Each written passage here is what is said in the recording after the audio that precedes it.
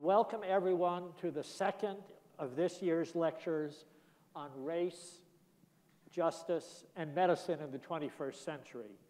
Today's talk is presented under the auspices of the university's Visions and Voices program, and I need to thank Daria Yudachevsky, Maria Velez, and the entire Vision and Voices team for their flexibility and creativity in helping us to deliver today's hybrid session, live for the audience here in Mayer Auditorium at the Keck School of Medicine and online for all of you who are joining from Zoom land.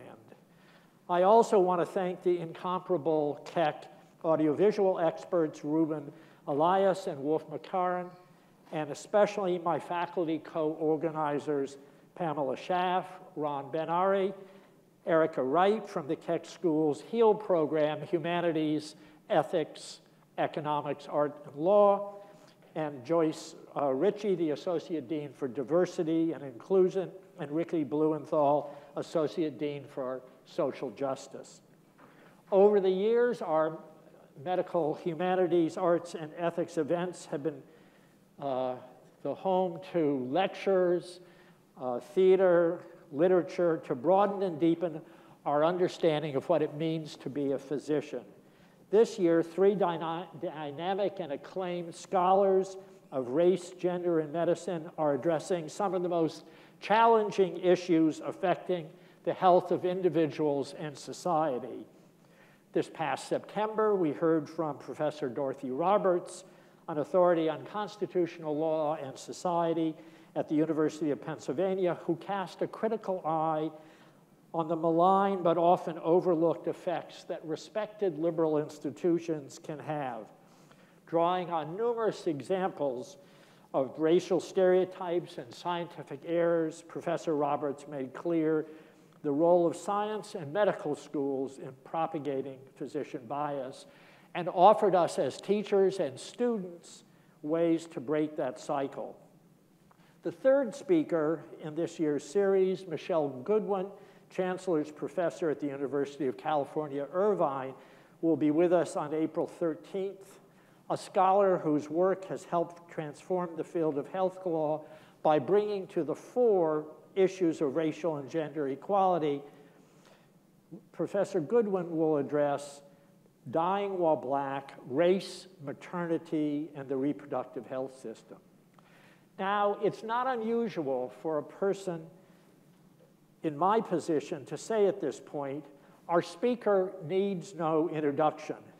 But in this case, that is really true because this week's issue of The Lancet has provided that introduction by way of a powerful, wonderful profile that traces his extraordinary career from an undergraduate degree in chemical engineering at Yale and a period working as a science journalist, which introduced him to the long-term processes that shape illness in society and led him to the study of the history and sociology of science at the University of Pennsylvania, where he earned his PhD in 1992.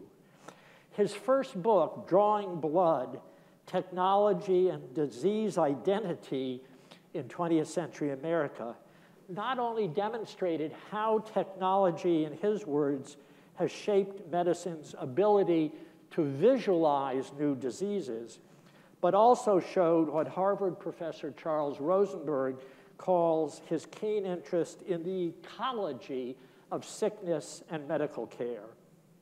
The way he uses history to understand the present has also been shaped by his work as a teacher, beginning with his first academic position in the Department of Social Medicine at UNC Chapel Hill, where he taught the social and cultural aspects of health and science by focusing on current issues in healthcare and medical education.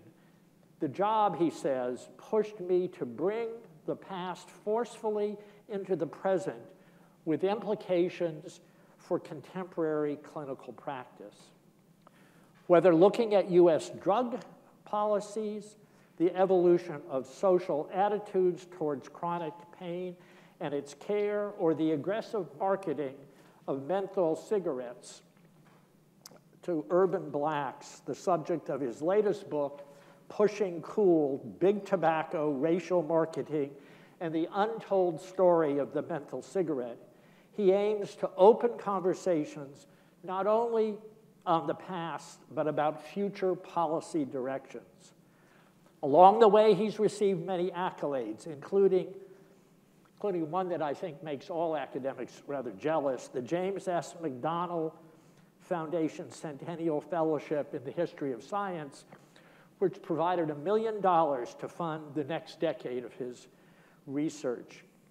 He is now the Henry Putnam University Professor of History and Public Affairs at Princeton University, where he previously served as Vice Dean of the School of Public and International Affairs and chair of the Department of History.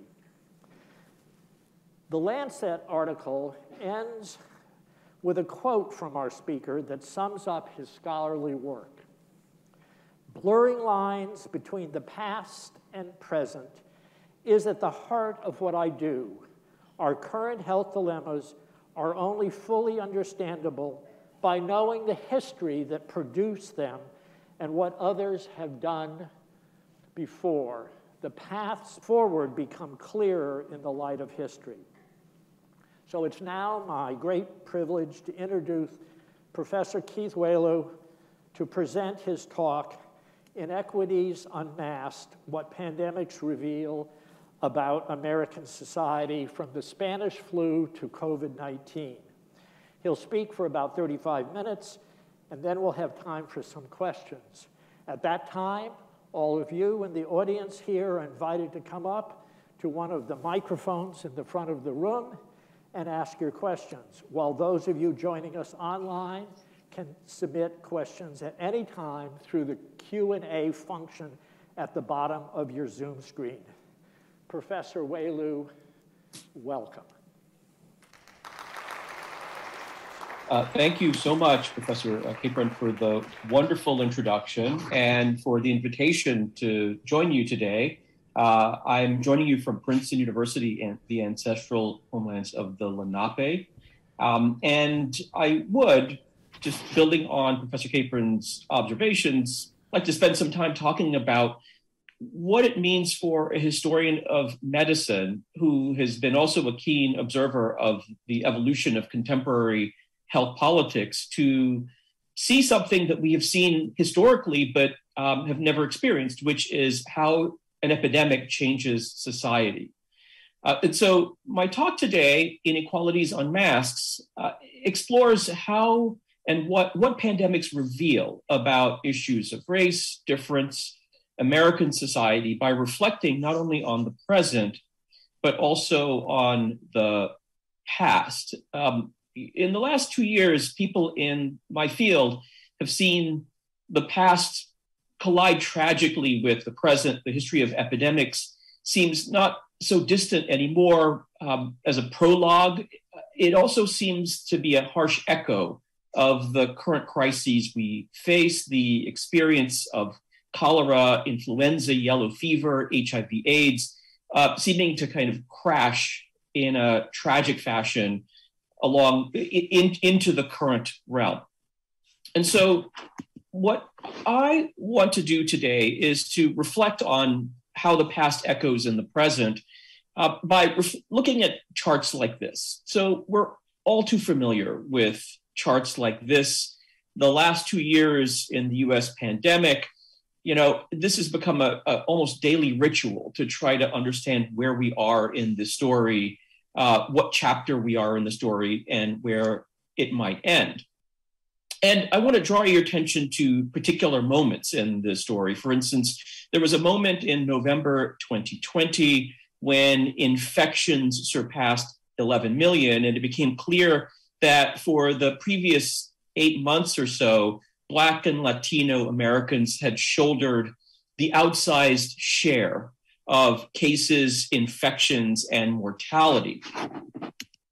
And by the end of the first year, 2020, of the pandemic, the story seemed to be a tale of two pandemics, or a tale of one pandemic that was revealing a great deal about American society. As one scholar, one journalist named Emily Badger wrote in the New York Times, people who could afford it retreated into smaller, more secure worlds during the pandemic. And that has made it harder to see all the inequality that worsened this year, the unemployment that soared even as the stock market did, the eviction threats that grew as home prices hit new highs. So there's a way in which by the end of that first year, this phenomenon of the inequality was coming into view. And then I would say that in some ways that story subsided in the early 2021 and reemerged as a story of new inequalities that emerge in the context of the creation and dissemination of a vaccine. I'd say that new disparities along the lines of vaccine uptake, race, and also class, region, and accentuated by political partisanship drove new realities in infection levels, as well as in the death rate. And of course, there are variations because, of course, this second wave was also driven by the emergence of a newly evolved variant called the Delta variant. And we could see that today we're experiencing yet another one, obviously, the Omicron variant.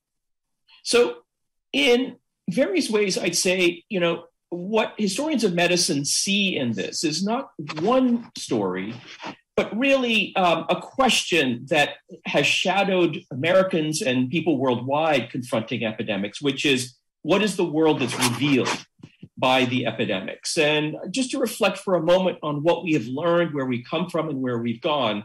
2 years ago, there was a mystery about whether there was such a thing like asymptomatic transmission and how common it was.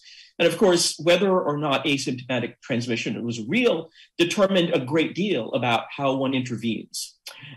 There was, 2 years ago, very little discussion, only maybe in a speculative sense, that we were dealing with a variant that might evolve, and that our fate through this pandemic might be determined by the biological realities of viral evolution and transmissibility. All pandemics raise questions about what the right theories are for understanding the transmission of the organism.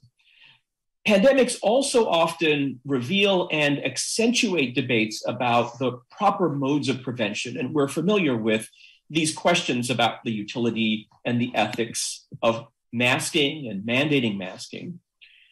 Pandemics also often, because they are aggregate social phenomena and they're not merely individual illnesses, raise questions about the role of governmental authorities.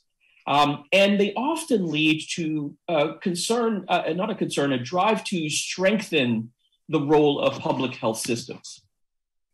There is a familiar feature of pandemics that I'll want to talk about, which is they bring into public conversation what you might call the kind of sociology of vulnerability and the sociology of blame. That is to say, it is quite common to see in the midst of the anxiety, the fear, and the concern and the uncertainty, debates that fall along lines of nationality, race, and identity, having to do with who is vulnerable and who is to blame. And then finally, we are intimately familiar with the idea that a pandemic and the proper guidance through a pandemic depends on the flow of information. And we saw in this year both the power of information to shape behavior, but we've also been experiencing the power of disinformation. What I think it might be useful to do is to historicize the experience we've been having by holding it up against those that have come previously. The first wave of the pandemic, in some ways, was a distinct phenomenon, quite different from what has come afterwards. And in the history of trying to understand what it revealed, one might say that there was a broad conversation about the the face of vulnerability that was being shown in this first wave in 2021 and early 2020 and early 2021. And it became obvious to many epidemiologists and public health officials that the higher positivity rates for Latinx populations, Native populations, as well as African-American populations was due to particular features of social life. For instance, the prevalence of people working in food service, so-called essential work areas that put them at greater risk for exposure. People working in home healthcare, people who are not able to recede into remote work. So for instance, Latino workers in the Midwest working in Ohio meatpacking plants. Mixed with this is the phenomenon of people living in multi-generation households in which the oldest and most vulnerable members also live side by side with the younger generations, thereby speeding the brutal efficiency by which a virus can spread. And accentuating these vulnerabilities, you have to understand the role of the density of populations living together in densely populated communities where social distancing was more prevalent. All of these explain, you might say there's a backstory to the chart. And it's that backstory that people like me in history and sociology of medicine and science try to understand. How different is the dynamics of the second wave of the pandemic and the face of inequality that has emerged? The newspapers, as well as epidemiologists, have pointed out that in the context of the creation of a vaccine, a very different face of inequality emerges between the haves and the have-nots of the world, but also between those who seize on vaccination and those who shun it. And so increasingly, starting in 2021 and still today, one might say the new face of inequality that's revealed has to do a great deal with those who are vaccinated and those who are not. And thus, the motif that emerged in late 2021 and is still around today is a pandemic of the unvaccinated, which foments different kinds of blame and vulnerability and responsibility. So that's a quick overview of what how historians might think about what's been going on in the last couple of years.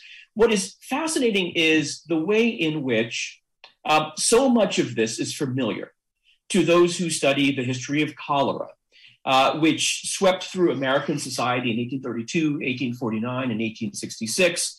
And each time we see similar qualities of blame for ships coming, bringing immigrants, concerns about the stoppage of commerce and whether stopping the flow of goods and people at the port might be a valuable way of interceding and stopping the flow of cholera, or whether we should open up commerce despite the health tolls.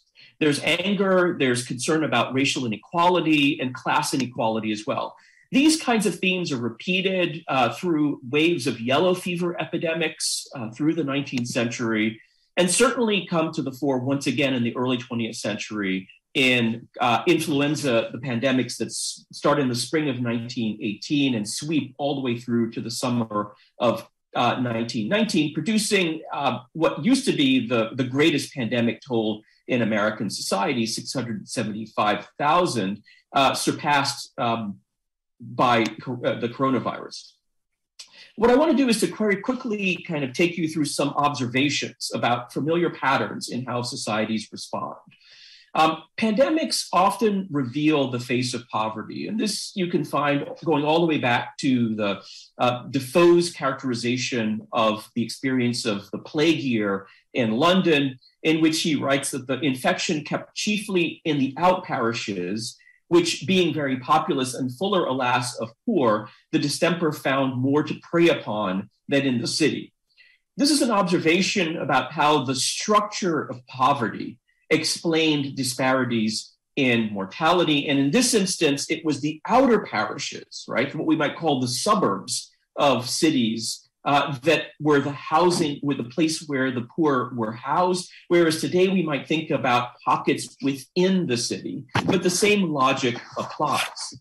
Through the 19th century, whether the epidemic was due to cholera or in the 1880s, yellow fever as pictured here in Memphis, one of the things that you can often see is the way in which the public suffering that was witnessed through these graphic examples of people afflicted in the inhabiting the populous central portions of the city, how it could become a rallying cry for quarantine, for aggressive public health measures, street cleaning, closing the ports, and also all manner of street cleaning and public health reform.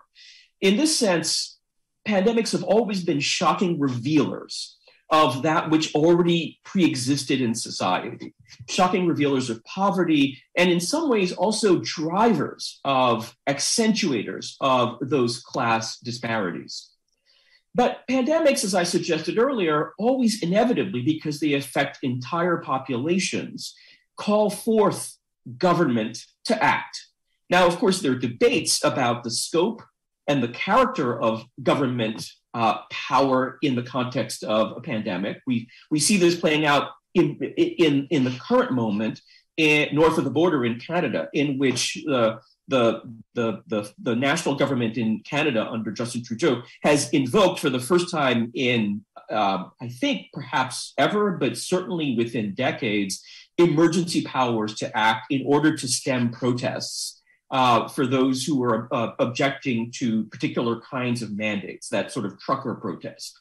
So pandemics often expand the reach of government, even as they foment protests about the expansive reach of government. As Charles Rosenberg wrote in his quite famous 1962 and in some ways very timeless book, The Cholera Years, to Americans in cholera epidemics, the extent of poverty revealed by the epidemic was genuinely disturbing. And a Cincinnati editor observed that if the disease was caused by poor food, poor lodging, filth, and intemperance, the number of victims gives us a melancholy idea of the present state of society. And by the third significant cholera epidemic, you see the beginning of something that we take for granted today, which is the New York City government's decision to create a permanent board of health, a practice that's emulated elsewhere. You also see cholera epidemics and smallpox epidemics later in the 20th century opening up a conversation that we have returned to just recently.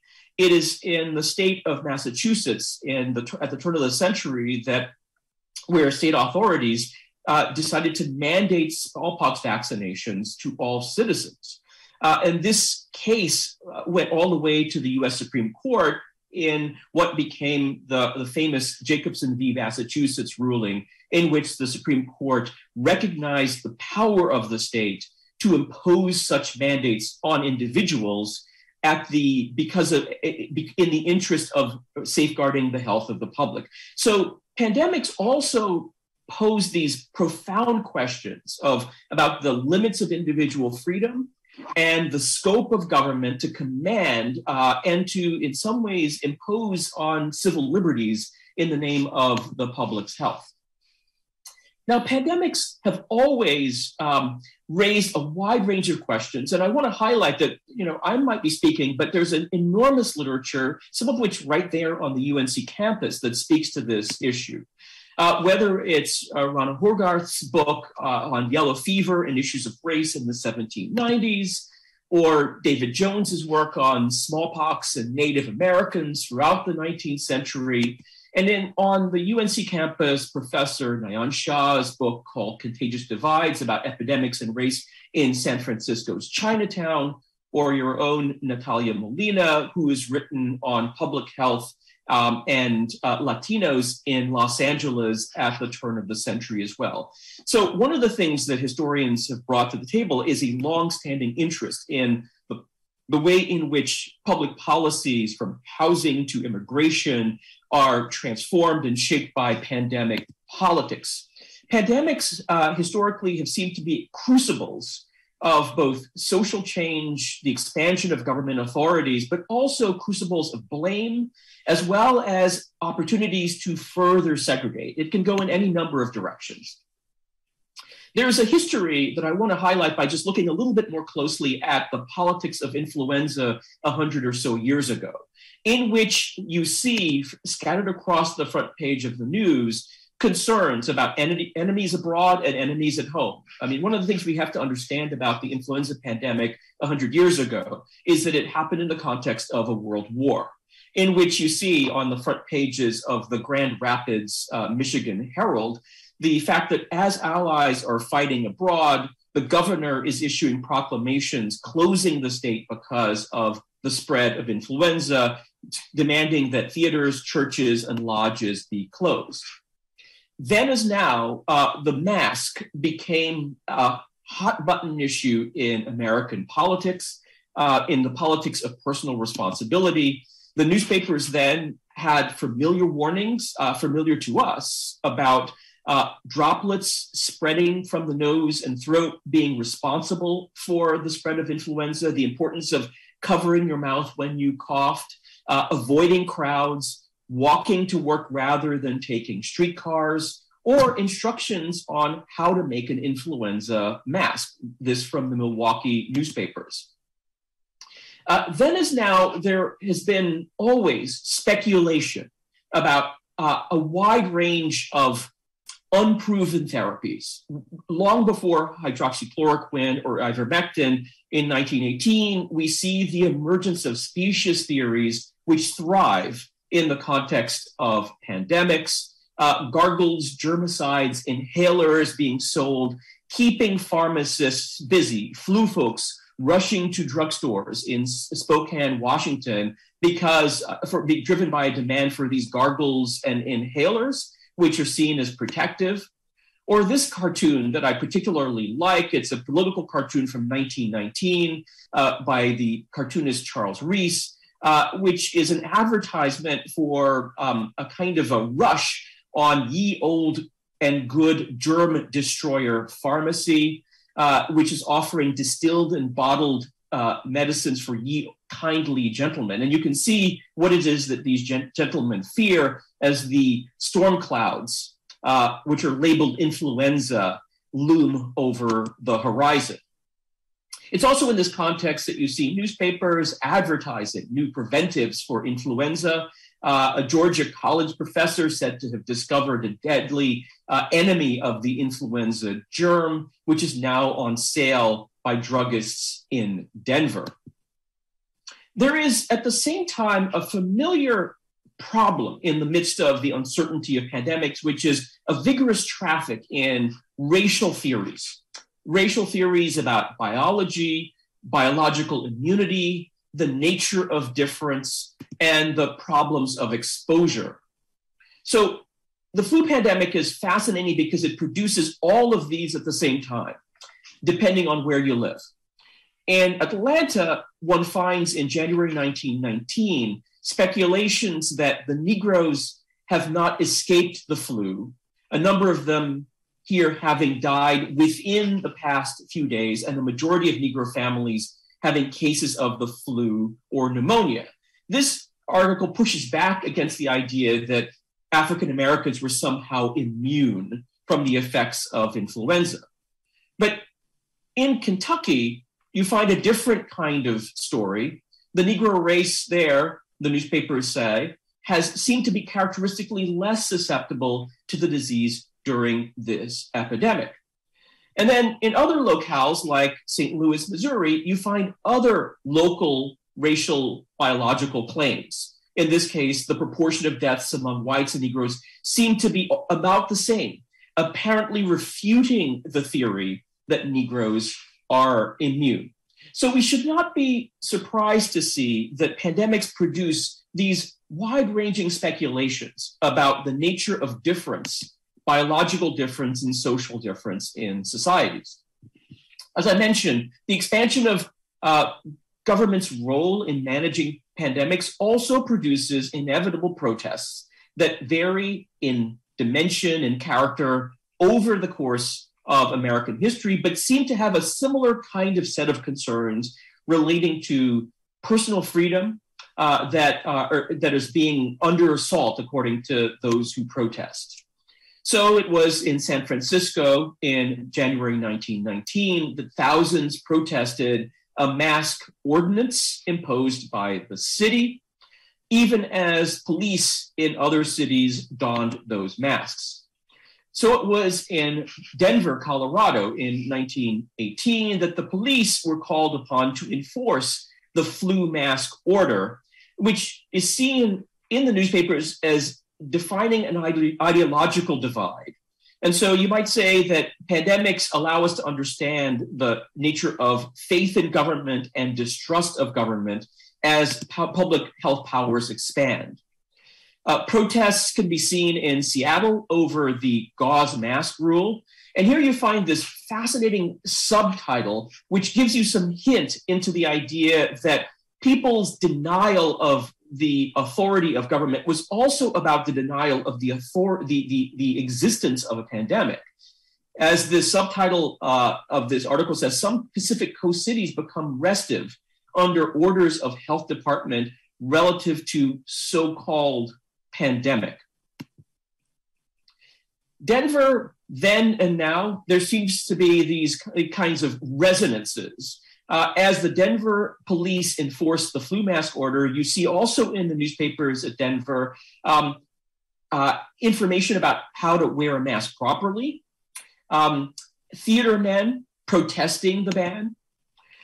This is an image, an iconic picture from Denver, Colorado in April of 2020, a story in which an anti-mask protester faces off against a masked healthcare worker, the protester holding a land-free sign.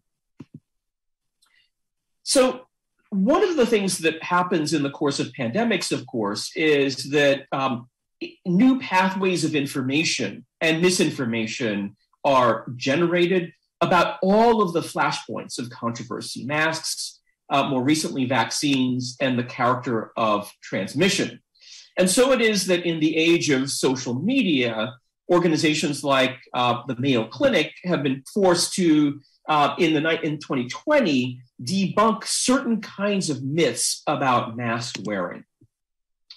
Myth number 3 that they sought to debunk was the notion that wearing a mask would increase the amount of carbon dioxide that an individual breathes and make them sick. This became a frequent reference point to those who objected to mask wearing, the belief that they were being asked to breathe their own CO2, and as a result, they were going to be asphyxiated. And Mayo Clinic and other medical and public health authorities were at pains to point out that there's no risk of hypoxia, which is lower oxygen levels in healthy adults. Carbon dioxide will freely diffuse through your mask as you breathe.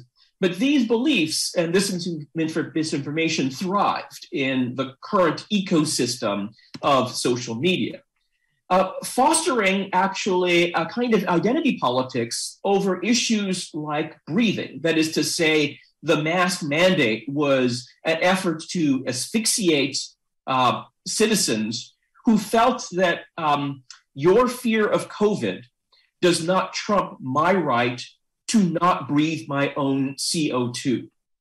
Now, here you see an interesting phenomena at play that segues into racial politics and the politics of identity that was becoming inflamed in 2020. Of course, there's no evidence behind this particular protest claim, but in some ways it's fascinating to see how the I can't breathe with a mask story was really pivoting off of protest culture that was also making an argument against police brutality in the wake of the murder of George Floyd, rallying around the theme of I can't breathe, both pointing to excesses of government and the violence done to their bodies as a way to exercise new powers and rally others to the cause.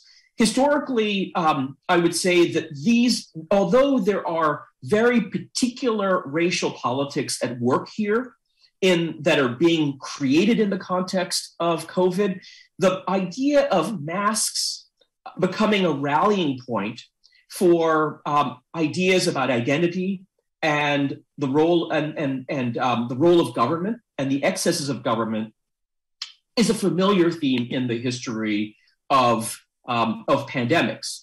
And more recently, these anti-mask politics have taken the form of rallying around the masking of children and the rights of parents.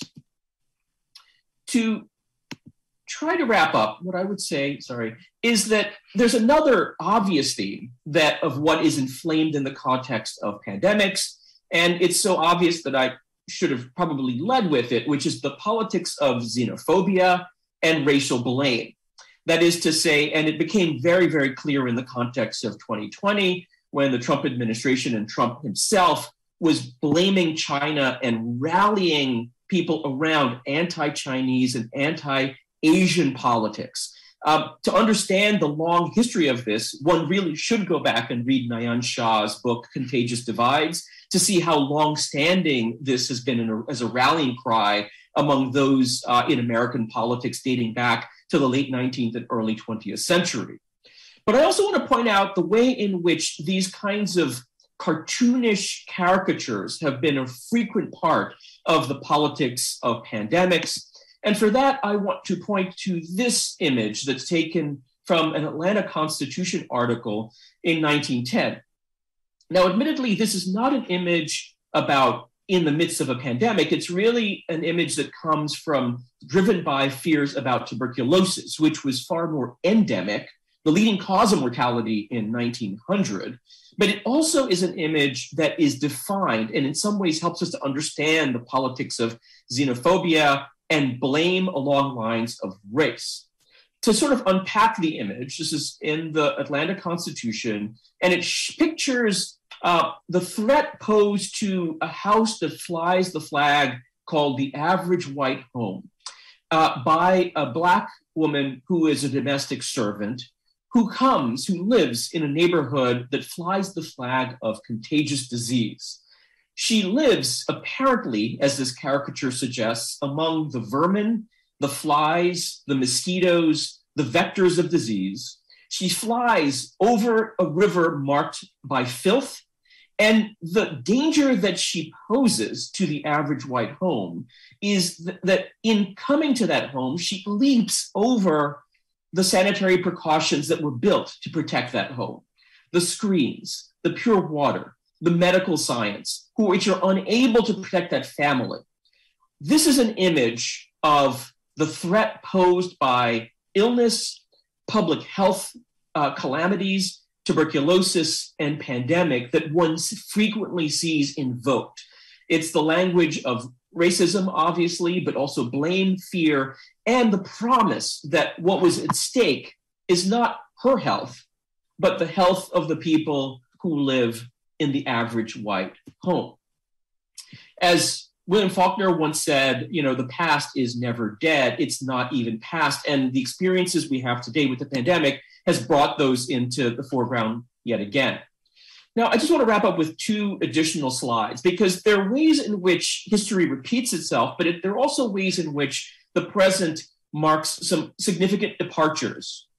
And one has to do with, the experiences of Native Americans and COVID, because in the early stages of the pandemic, there was a profound concern and a reality, which is that the death rate was 4 times the national average, for instance, among Navajo nations, which were driven by underlying health problems alongside housing shortages, smaller hospitals, and strikingly that 30 to 40% of households lacked running water at a time when people were told that one of the primary ways of defending themselves from transmitting and their families from transmitting COVID was to wash your hands. So looking ahead to these other stages of the pandemic when the vaccine arose, many people worried that the inequalities would be replicated in access to vaccines and increasing rates of death. But last September, the LA Times published a story that I think many people found to be incredibly striking. And one of the things they pointed out is how Native Americans became a vaccine success story as the vaccines were rolled out. And so much so that at that time, Native Americans were 21% more likely to be vaccinated than whites. And one of the arguments in the podcast revolved around the idea that Native Americans do remember the past, but what they remember is the past of a population decimated by smallpox and welcomed and while mistrust of government prevailed, the mistrust was really diminished and far less significant given the broad memory of the devastating population impact associated with smallpox and other pandemics. I won't go through this very carefully, but one of the things that one begins to see is the new disparities that emerge stunningly defy our expectations in many ways. One of the things that we've seen in the last maybe 2 months or so is that the gaps between the racial gaps in vaccination have narrowed to the point where in state after state, we see parity in vaccination of African Americans and white populations, for instance, in places like Mississippi. Now, the irony, of course, is this is driven by the highly politicized nature of vaccinations among white rural Americans. So that as distrust has gone up for vaccinations and masks among rural whites, it has actually had the effect of narrowing racial disparities. So I just want to end by making a couple of observations about what it is a historian brings to the understanding of pandemics and how they change society. I mean, one of the important points is to always look behind the numbers to see the reality that numbers reveal. And to understand that behind those numbers, what you find are really a diverse range of stories, varying by state, varying by group, that a pandemic reveals not one story, but many. It's to understand that, we are in the third chapter of a narrative that we're not sure exactly whether it's the penultimate chapter or whether we're still in the middle of the story. But unquestionably, we will continue to debate the expansive role of government in public health, which is inevitably part of the response to pandemics. And the last point I'll make is that COVID-19 will have unquestionably a long tail in which these debates, as a historian and a sociologist will tell you, will continue. Debates about partisanship and inequality and ways in which we might use the pandemic as an opportunity to surface a new set of conversations and perhaps come out with a better outcome in terms of how we resolve these inequalities in chapters 4 and chapters 5 of this pandemic. But so the bottom line as a historian is you look at these pandemics and you realize that, as Mark Twain once said, history doesn't so much repeat itself, but it does seem to rhyme. I'll end there, and I'd love to hear your questions or observations, or just be part of a broader conversation about what history has to offer us in the present moment. Thank you.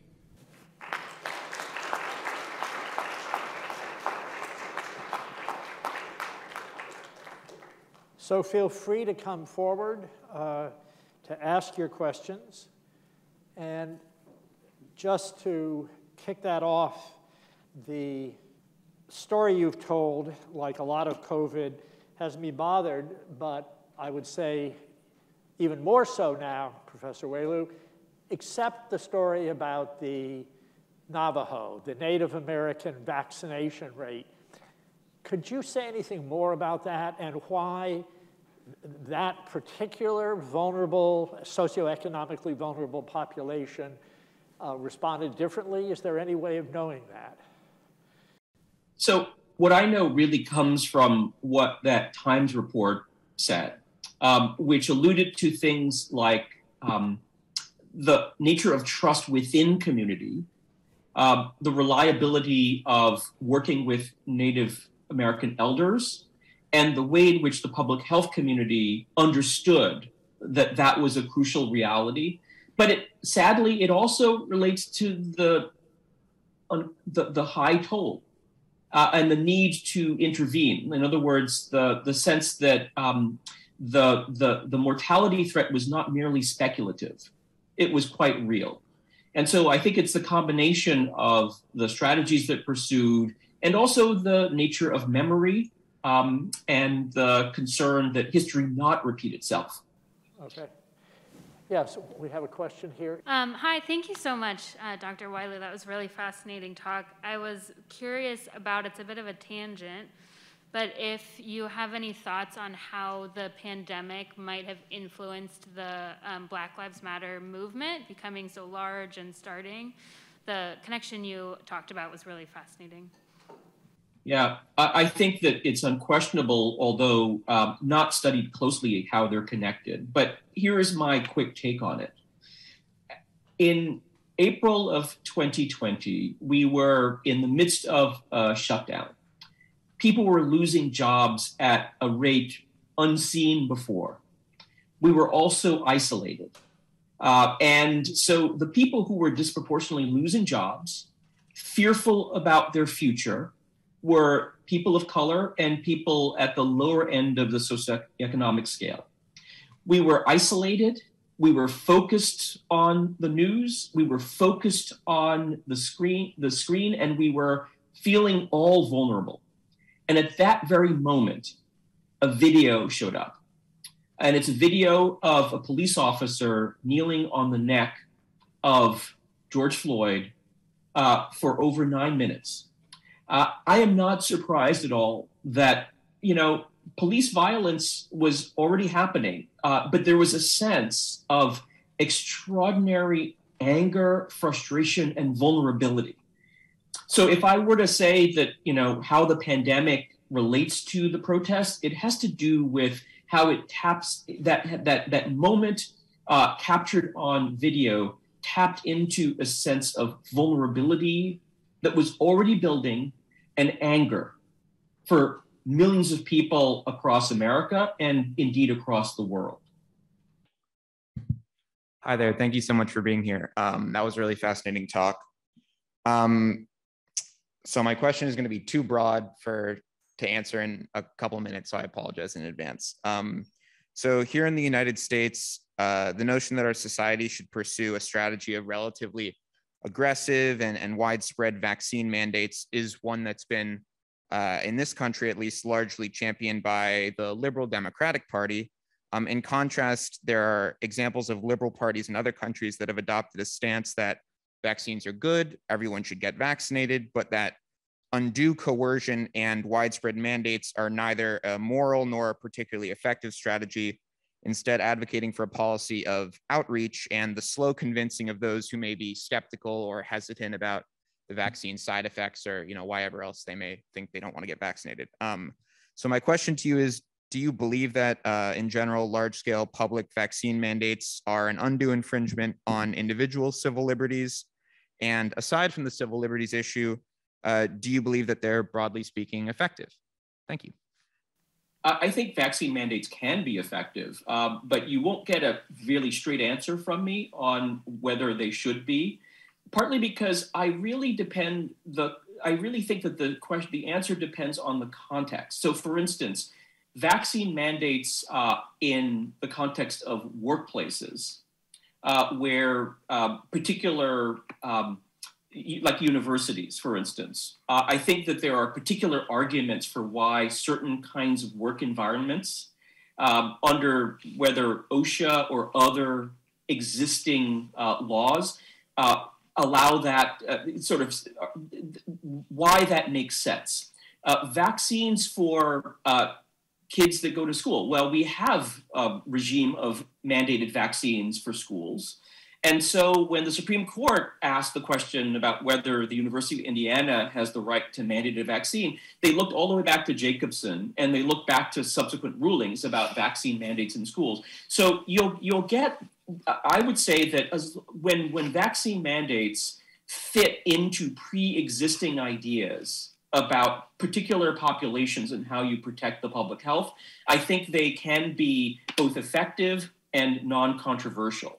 But the idea of like sweeping vaccine mandates for everyone, we should understand that it took more than 100 years for us to eradicate smallpox. And this was, in some ways, a victory that required multiple strategies. So I guess my view about mandates is that we ought not to believe that there's going to be one quick way to fix this problem. And I do think that if you advocate mandates across the board in population, the question will always be on what legal authority, what are the precedents, and inevitably these things will be heavily contested in courts or in the streets, which we're seeing right now. And so I think the other thing you have to be aware of is, to what extent one is in imposing mandates, unleashing social responses that make the entire mandate difficult to administer and manage. Thank you. You all might be interested to know that when it comes to childhood vaccination, a surprising state in the United States has the highest rate. How many of you would have guessed that Mississippi has the highest rate of childhood vaccination? It otherwise is a poor state and does not have a great health system, but somehow, for reasons that mandated childhood vaccination has been accepted there. And perhaps it's because of the effects that are seen in suppressing those illnesses, but it's a difficult question. We went into this pandemic really having ignored past indications that we could have a pandemic. And I'm sure that all of you who are going to be on the front lines hope that the next time we get to a pandemic, we'll be better situated. It's going to be time to close, so I will leave you with this thought. Professor Wailoo has shown the ways in which this pandemic, like past outbreaks, past pandemics, or scourges that have been communicable diseases, particularly affected the poor and people of color in the United States. And one of the questions will be, will that shock of the extent of death from this and illness cause us to build up our public health system and have people thinking as well of that as they do think of medicine, which is a very respected field?